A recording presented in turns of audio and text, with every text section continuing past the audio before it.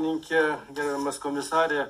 Iš tikrųjų, labai ačiū, kad atvykot ir pristatėt savo asmeninį pasiūlymą, kaip jūs planuojate šitą problemą spręsti. Aišku, klausimas jau senai turėjo būti surastas sprendimas ir jo senai visi laukia.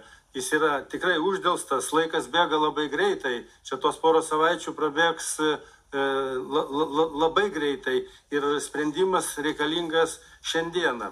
Tai, kad siūloma įvesti kompensavimą, žinoma, Klaipėdos uostas, galiu pasakyti, kad yra pasiruošęs priimti krovinius, tik tai reikia užtikrinti, kad ta grandinė iš tikrųjų suveiktų.